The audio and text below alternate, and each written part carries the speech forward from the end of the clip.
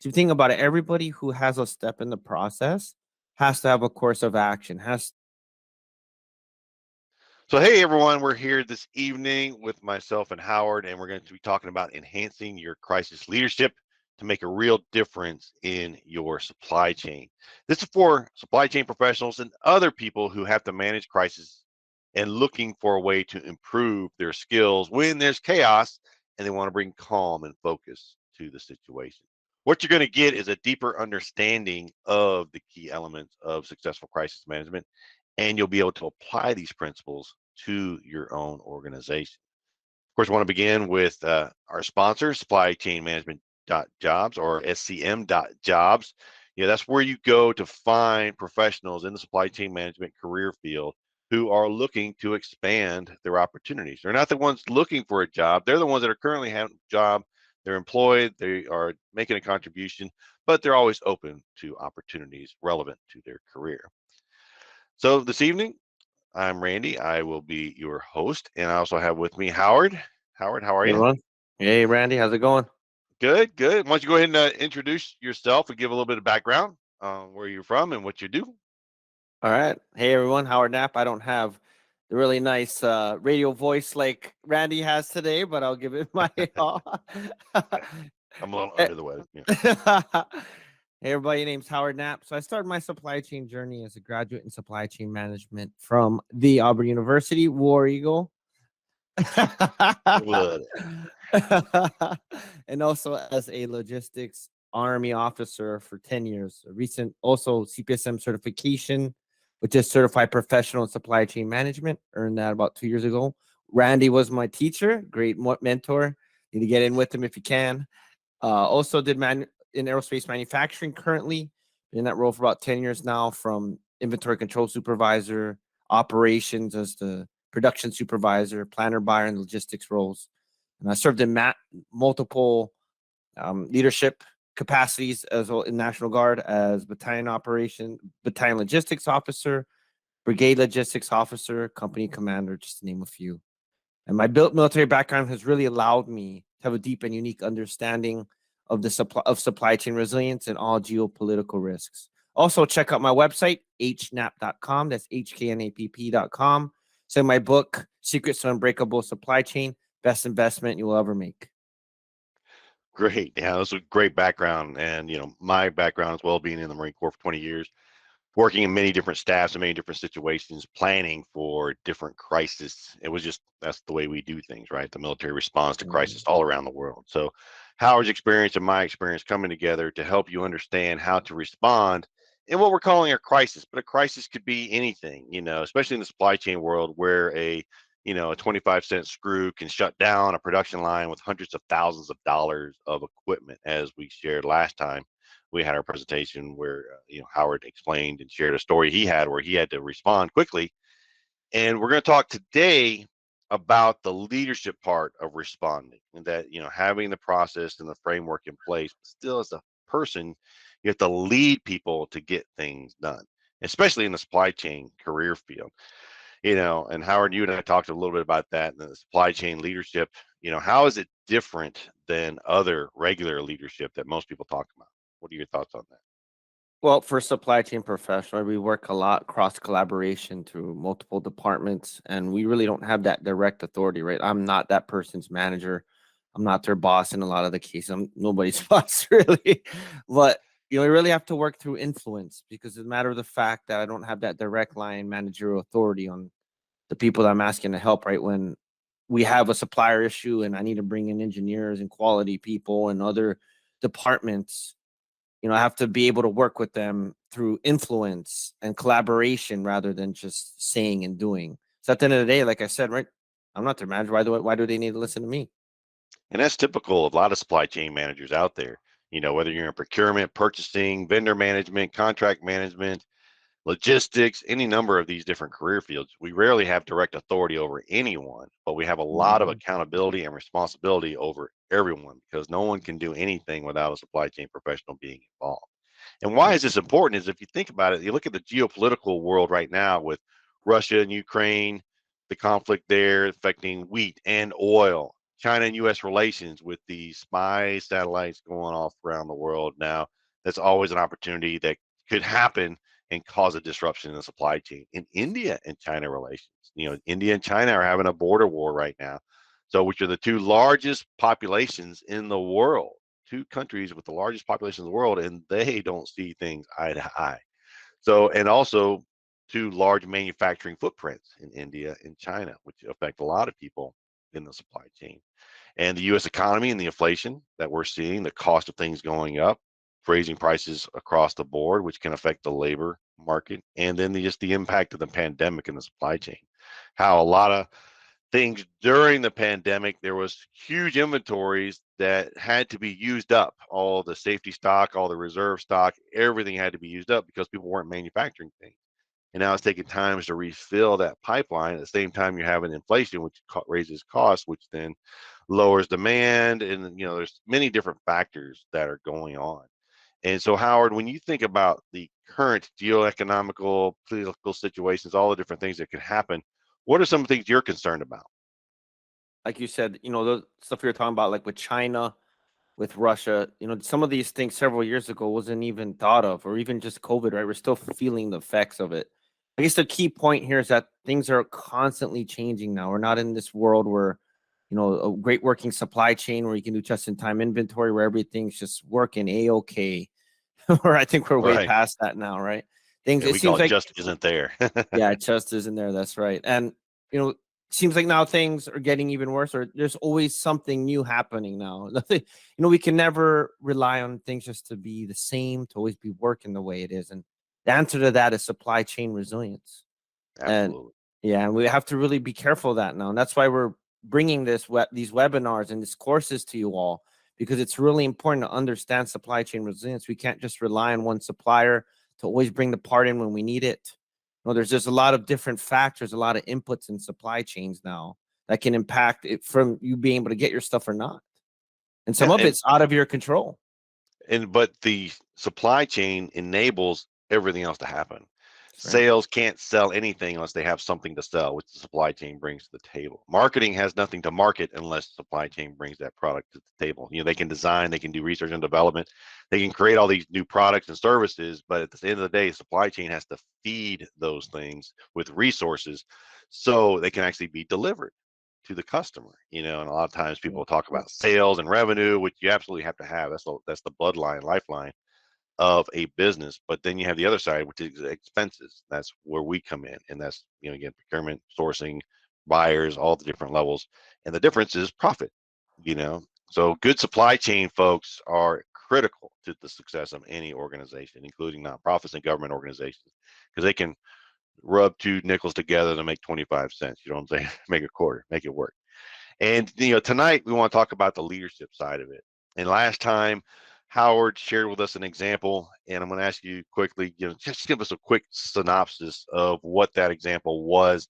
And then we're going to dig into that example, talk about the leadership side of it, because even though you were able to respond with the proper processes and everything, there's some leadership things that we didn't pull out last time that I definitely want to capture this time. So why don't you just give us a quick summary of what happened, and then we'll start to dig into the leadership side of it. Yeah, definitely. By the way, like Randy was saying, if you guys haven't seen it, go to our last webinar on SCMJobs. It's on there, and you'll be able to watch it. It was posted live several weeks ago. But if you haven't watched it, just to get a quick recap, right? So there was a part on our manufacturing floor. Said this happens in every organization I've ever been in. The part we were ready to ship out, we needed a few screws to get the part fully assembled and sent out. Technician goes to get those parts. Parts aren't there. Now you got multiple assembly, this complex $1,000 assembly that's ready to go out the door, but this 5-10 cent screw is holding this entire shipment up. Wow. That's right. So because if you think about it, right, every assembly, it is not a total assembly. That product is not made if the final screw, nut, bolt, nameplate, packaging, box it's supposed to go in. If that ain't there, you cannot sell it to the customer. It's not complete. So something as simple as a 10-cent screw, 25-cent screw, small item, we would call a bottleneck item, in the Kraljic metrics, which we talk about during the CPSM training and those type of things. But still, that small screw can shut down an entire production line. And again, a procurement supply chain professional is the one that responds to solve that problem. So let's dig into solving the problem. So when that started, you got the alert. One thing you're talking about the importance of clear and timely communication. So once you became aware of the situation, what did you do? First thing I did was I set up my emergency operations center, basically an email in this simple case, where I put in all key stakeholders from the beginning of the process to the end. Anybody from operations management, planning, which is production control planning, logistics, customer service, anybody who was involved in the entire process. Started an email chain, started giving automatic email updates or just constant email updates about the screw, right? So I got a request from planning saying, hey, this part's not here, it's supposed to ship today, can you get screws in? Of course you're gonna say today, but obviously, right, I can't work that much magic, so But you try to could if you had to. I have no doubt. sir. If you had to get it done that day, you would have been working late, but you would have got it done. That's right. So with that, right, I had to get everybody, all key stakeholders who are involved in the process. And the reason for this is to keep everybody updated. And if something were going to happen and I did find the right screw, like, hey, supplier A has this many, supplier B has this many, but they're located here, supplier C's here, right? Giving everybody options, keeping everybody updated, clear and concise communication. In this case, because especially since it's an emergency, we need to react quickly, right? For one, screws another customer could buy them and totally sweep us under our feet, right? It couldn't be the right part. So there's a lot of different moving pieces that were involved with making this decision. Said have all the stakeholders involved. As soon as I found the parts, able just to send another email to the rest of the team. The team understood what was going on, always updated. Once I found the screws, made my decision, placed a purchase order. Now it's up to everybody else down that process to do their piece, right? Customer service can now tell the customer, hey, good news, we found the parts. We're going to get them on Monday, and we're going to ship it out on Monday. So we're on time, right? We're going to deliver as we promised.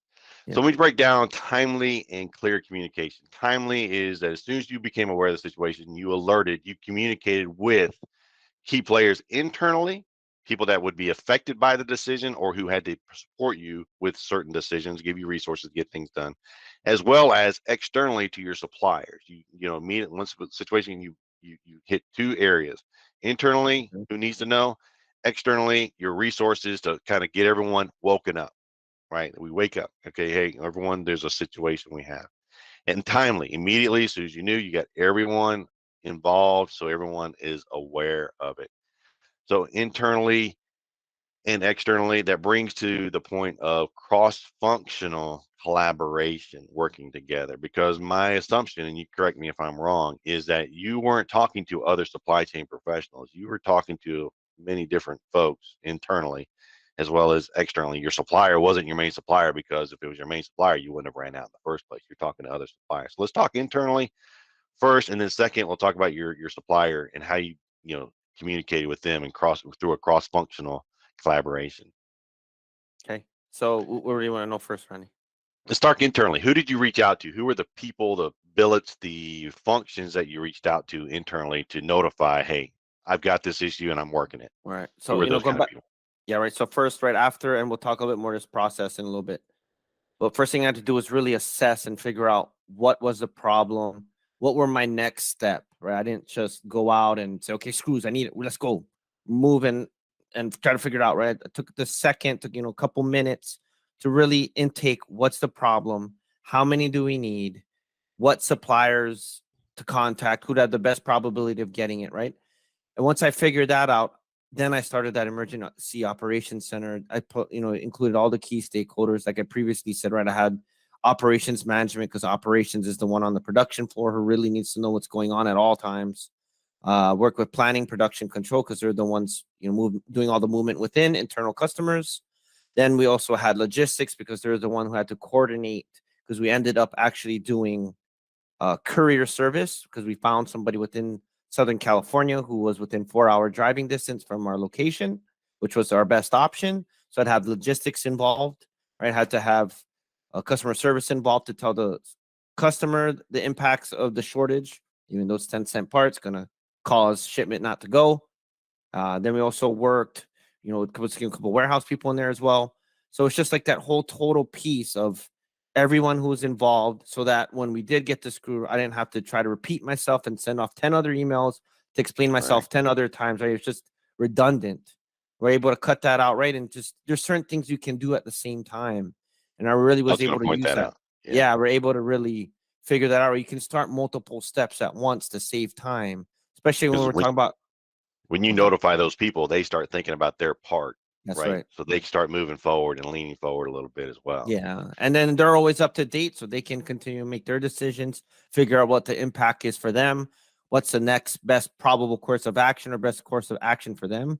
So you think about it, everybody who has a step in the process has to have a course of action, has to have an action that they're going to take. Right. So just by making that simple assessment and keeping everybody involved, you know, we're able to move a lot quicker, a lot be more flexible, a lot more resilient. Right. And then, in timeliness of it all, just getting it done, getting everything out, getting people moving, and that's an important part. And then, part of this is one of the points I want to make sure we make is this didn't happen at that moment. You had been building these relationships, this credibility, this trust for years, to the point when you said, I need help or I have a situation, people opened their eyes and opened their ears and started listening because they knew you had a problem to solve. Is that fair? Oh yeah, absolutely. And so this is also like a, you know, another constant thing. This is an important thing for everyone should remember about resilience, right? It's just not, you just don't turn on a switch and resilience is there, right? It's a constant thing that has to constantly be worked on. And that's the thing a lot of people have a hard time doing because you don't really sometimes see the impact of it right away, right? Your resilience, you just don't have an start practicing resilience one day and then the next day now you're completely resilient, right? It's a constant thing that has to be continuously refined and assessed and made better and tweaked, right? And Right. that's really important. Yeah, constantly building it. And that's part of what we've learned in the service in, both on the military marine side or the marine side and the military or the army side, as we had bantered back and forth. Because we have the Marine Corps planning process, and in the Army, they have the military decision-making process. And then we realized that it's not, West Point is not the Army Academy, it's the military academy. Even though the Navy has the Naval Academy, the Air Force has the Air Force Academy, the Army has the military academy. And so, Special, it's special, huh? like, oh, there you go. And so, but that process, and I'll let me bring up a slide here. I'll bring up the slide real quick, and then we'll bring us back into the conversation. Bring it up over here. Okay, so you just add it in, right? When it'll just come up automatically. Yeah, it'll come up automatically. Okay. And but I'll show it real quick. If we look at that military decision-making process, Marine Corps planning process, it has very 6 steps, but that yellow part, that intelligence preparation of battlefield, is everything we've talked about in those other webinars up to this point. Finding and mapping your supply chain, identifying your intelligence elements, the 8 elements of the supply chain intelligence, having the process for collecting that information, the alerts to tell you something's wrong. All that is built beforehand. All your processes, your communication processes with your team, internally and externally with your suppliers. So we want to bring that up just to let everyone know that as we're setting up this workshop here, as we're setting up this workshop for April, when you come to that workshop, you're going to learn all those processes and how to build this for your team so that it's successful. And so when, Howard describes this problem, we'll go through the different 6 steps just so you can kind of see the process in play as Howard describes the situation. And we talk about, also building an emergency operations center. It sounds like this big, elaborate organization, but really it's just your knowledge of the key people you need to have a communication with to solve the problem. So when we talk about the Marine Corps planning process, just kind of outline how that preparation leads us to the rapid response planning process, which will be the next thing we'll talk about. So the Marine Corps planning process, military decision-making process, kind of talk through that. It starts with the IPB, intelligence preparation of the battlefield, which you've done months, years before that moment. You set up your SOPs, you put in your intelligence elements, what's like, alerts to tell you something's wrong. You have your training, you have your team's training, everyone, all that training. That's done before this moment. And then you start to go into this process, which is problem framing is step one. So kind of describe problem framing. What does that look like? All right. So for us, right, got the screws, going back to the example, right? So we have planning, we have our higher commander, which is always our customer in this instance, right? The commander, the commander or the customer was expecting parts that Friday, or at least for it to ship, we're unable to ship it. So now we have an issue, right? Because now there's keeping us something from completing the message, the mission of meeting the higher commander's intent, the customer's intent. So, right. So I had to problem solve, going back to that statement.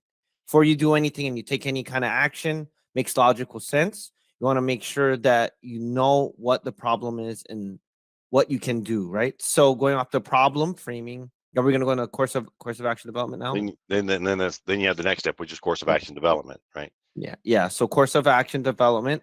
These kind of really go hand in hand, right? You know what the problem is. You know what your higher commander's directives are, what he needs you, or what your goals are. Then you go your course of action development. And this is where you start thinking about the different things that you can do.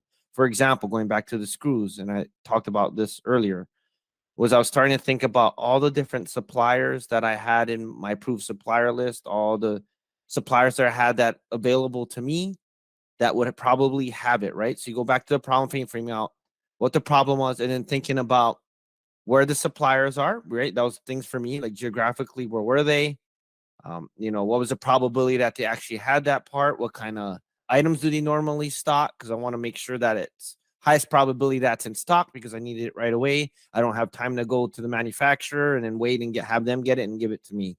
Right. So there's all these different courses of action, all these different inputs that I had to consider before I even started making the request for quote, the RFQ.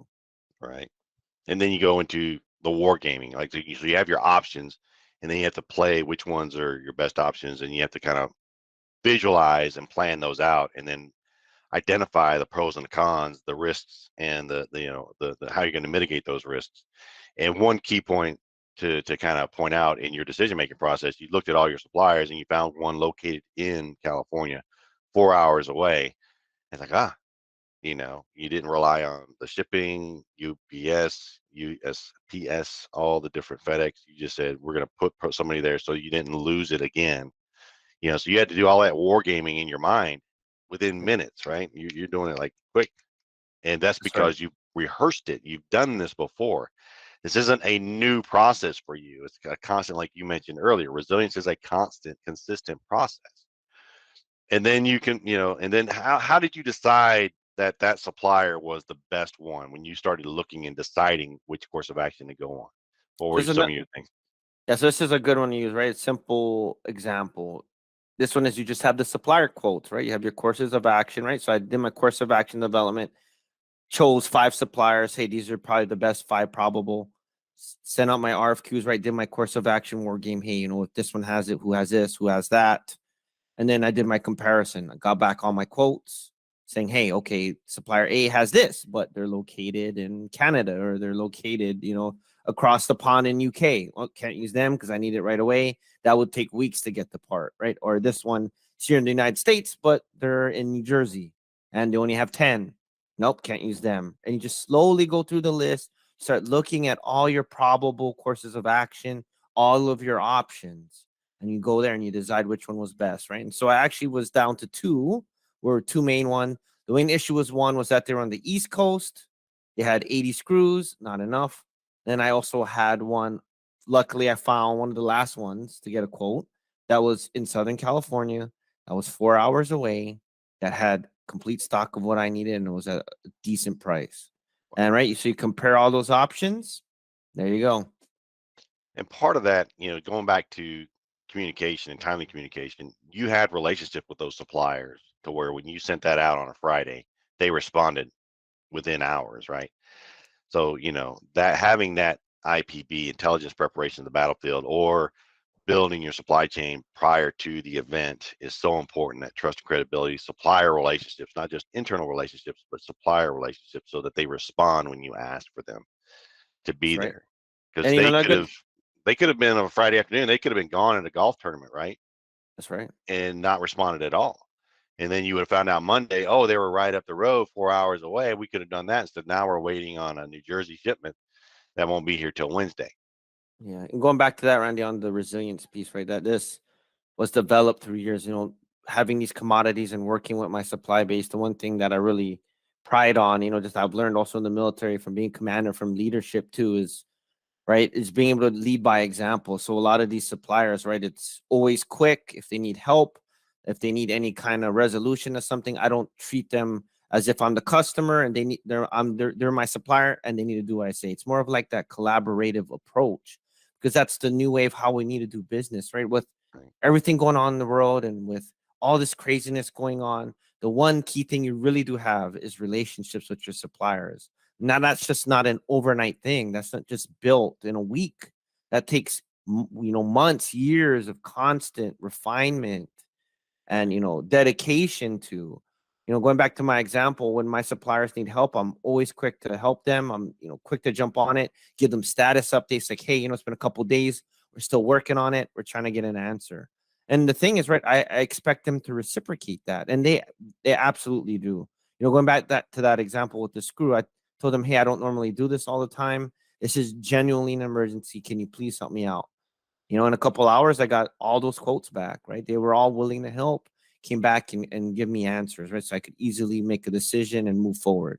But like I said, right, that took a lot of time and dedication and development to be able to have that relationship with them. And then once you chose a course of action, then you go to step 5, orders development, which is developing your purchase order. And then you transition into the mission, which you sent the purchase order. And then the last step is execution, right? And the one step that a lot of people forget to talk about is the supervision piece, which once you issue that order, you had to then follow up to make sure that the vendor received the purchase order, that the driver was set up to go and pick it up and bring it back by Monday. Right. And then even on Monday, did the driver leave? Is there traffic issues? Did somebody swoop in and take your screws? That kind of Yeah. thing. So And they say yeah, the that one, right? That's the one good example too, right? Especially for procurement supply chain, is your job's not done until the part's fully received in and in stock, right? Because right. there could be even quality issues, there could be paperwork issues where I need to reach out to the supplier to get corrections, or if there's some kind of receiving issues or any kind of quantity disputes or invoice disputes, right? It's up to the supply chain professional all the way from making to the very end. Then it's no longer ours. So Absolutely. And you don't have it until you have it, right? that's right. And that's, you just can't count on it till it's in your hands. And then the rapid response planning process, which is another step, and this is what it looks like, and I'll bring that slide up. It's very similar to the military decision making process, but it's just done that much faster. It's just done, and that rapid response planning process is built for the MU, Marine Expeditionary Unit, that goes and they're forward deployed. And what happens is once they receive the mission, the alert, within 6 hours, they're executing the mission. And you can imagine the moving pieces that have to be Oh yeah. coordinated and all this stuff has to be done.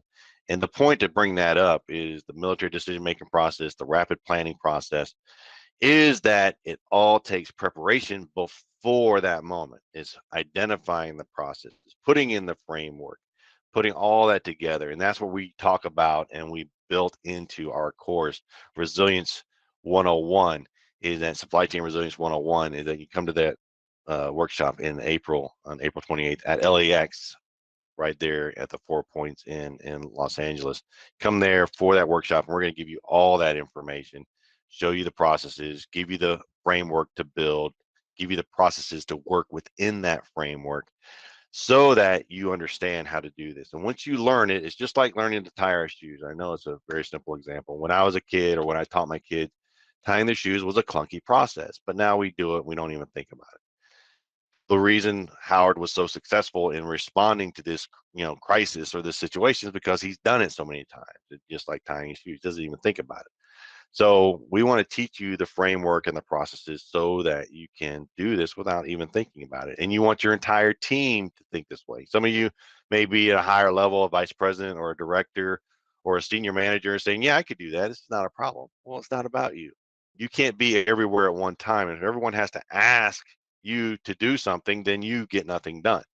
So you need to drive this down to the lowest level. So if you have new people on your staff, you want them to come to this training so that they can get the information that they need and they can start to think like you, have little mini me's running around, and it makes a big difference. I So got something to add to that, Randy. go ahead. So, that's an important part to understand too about this class, about resilient, about the course that we're having in April, is that the military does this very well, right? When you talk about supply chain resilience and about quick action, what else organization does it better than the military? Think about even from just basic training all the way through, right? They get a civilian, and within several months, they turn you into a soldier, an airman, a sailor, or marine, right? And they teach you a way of thinking, how to talk, right? And in this huge organization, imagine the army, with millions of people, were able to take soldiers from different units, put them in a completely different unit across the country or across the world. They're able to plug in standard operating procedures, way of thinking, talking, acting, and they're able to get it moving, right? And this is a good example of how this can work, right? You can take the Yeah. basic military supply chain resilience planning principles, resilience principles, right? Ways of thinking principles, and really apply it to your civilian supply chain so you're able to improve resilience, right? And that's why a lot of these different things from the military decision making process, R2P2 process, all this really helps. And if you're a higher manager, right, and you want to be able to instill this in the rest of your team, right, and have an actual way to explain it and do it, this is a great way. And we can show you guys how this is done. And it's a great point is that, it's done, but again, and the learning points from this webinar we're talking about right now are things take time, and preparing before the moment and even during the moment, everything takes time. So being able to have multiple ways to execute the same plan or different plan, different ways, enables you to solve the problem faster. A framework enables a process. The framework was already put in place. We had an alert, we had internal communication, we had external communication. People were able to respond in a timely manner to be able to solve the problem quickly. And the process of identifying what the problem is, finding your different options, making a decision and executing that decision that quickly makes a big difference. So those were the learning points for this evening. And again, we've talked about the workshop here a little bit towards the end, just to highlight exactly what it is. On April 28th at LAX, the 4 Points at Los Angeles International Airport, got that word out, is that, it'll be all day from 8 o'clock in the morning till 5 o'clock in the afternoon. And then we're going to roll into some social and networking, but we're going to go through all of this. And you can definitely find that if you go to SCM.jobs, supply chain management jobs, you'll find events, click events, and you'll find where to register there. Plus, we'll put it down in the description so that you can easily find that and register for that workshop.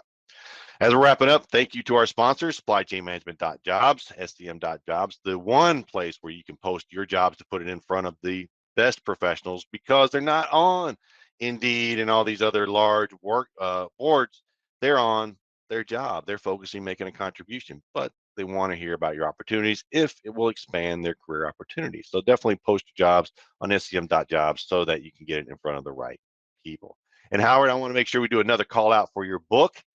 So, just let people know, how do they get their book? How do they get your book? That's right. It takes, I was going to actually say it, Randy. So go to hnap.com. That's hotel as in HKNAPP.com. It's my landing page. You can go there, get more information. There's a lot of free content on supply chain resilience, a lot of stuff that we do. I also have it on that website, so you can easily go there and see. Like I said, these are actionable things you can do, things you can, as soon as you read it, you can apply it immediately, same day, next day, whatever you want to do. But these are things that will actually help you improve your resilience right away. And just like with all these things, military principles that civilians can apply to their supply chains for resilience. Best investment you'll make, can't say it enough. And it's good. It's a good book. It's very easy to read, very applicable, actionable information that you can use, as Howard said, right now. As you're reading it, you'll be implementing the steps that you read about and start to execute this stuff. And can't do it soon enough. The world's changing. There's a lot of things happening right now. There, with the economic uncertainty, recession or no recession, kind of depends upon your industry and where you are, but it is definitely uncertainty. And the geopolitical situation with China and Russia, India, United States, all the different countries, there's a lot of things at play here. You got to be prepared to respond do different situations. You have to be prepared to respond. If you're not prepared, you're going to get caught short, and your competition is going to be there before you. And that's the whole idea here, which we'll talk about at the workshop. So with that, have a wonderful evening, and we will talk to you later.